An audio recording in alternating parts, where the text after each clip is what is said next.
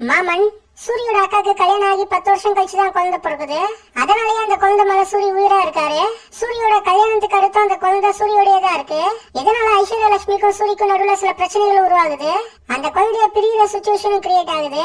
ஐஸ்வர்யா லட்சுமிக்கும் சூரிக்குமான அந்த பிரச்சனை சரியாச்சா அக்கா குழந்தையோட சூரி மறுபடியும் சேர்ந்தாரா? இதுதான் இந்த படத்தோட ஒன்லைன் ஸ்டோரி. எனக்கு இந்த படம் பிடிச்சது. ஃபர்ஸ்டே சொல்லிடுறேன், இந்த படம் இப்போ உள்ள அந்த 2K கிட்ஸ்க்கு பிடிக்குமான்னு எனக்கு தெரியல. ஆனா இந்த மாதிரி உறவுகளை பேஸ் பண்ணி வர எமோஷனல் மூவிஸ்லாம் எனக்கு ரொம்ப பிடிக்கும். சோ இந்த படமும் எனக்கு ஒர்க் ஆச்சு. இந்த படத்தோட ஃபர்ஸ்ட் ஹாஃப் ஃபன் எமோஷன்ஸ் கலந்தும், செகண்ட் ஹாஃப் ஃபுல்லாவே எமோஷனாவும் இருக்கும். சூரியோட அந்த வழக்கமான நக்கல் நையாண்டியா இந்த படத்துல கொஞ்சம் கம்மியா தான் நீங்க பாப்பீங்க. ஒரு பர்ஃபார்மரா இந்த படத்துல சூரி கிடைக்கிருக்காரு. லப்பர் பந்த்ல வந்த சசிகாக்கு இந்த படத்துல ஸ்ட்ராங்கான ஒரு ரோல், அது சூப்பரா பண்ணிருக்காங்க. ஐஸ்வர்யா லட்சுமி பாபா பாஸ்கரோட பெர்ஃபார்மன்ஸும் நல்லா இருந்தது. இஷாம் அப்துல் வஹாபோட சாங்ஸ் பிஜிஎம் இந்த படத்தோட ஒரு பெரிய பிளஸ்ஸா சொல்லலாம். எமோஷனல் சீன்ஸ்லாம் ஒர்க் ஆக இஷாமோட பேக்ரவுண்ட் ஸ்கோரும் ஒரு முக்கியமான காரணமா தான் சொல்லணும். இந்த படத்துல மைனஸா நான் பார்த்தது என்னன்னா, இந்த சின்ன பையன் ரோல்ல வேற யாராச்சும் நல்ல ஆக்டர் போட்டிருந்தா இந்த படம் இன்னுமே கொஞ்சம் பெட்டரா வந்திருக்கும். லைட்டா இந்த படம் லென்த்தா இருந்த மாதிரி நான் ஃபீல் பண்ணேன். இது ஒரு கிளீன் சர்டிஃபிகேட் மூவி.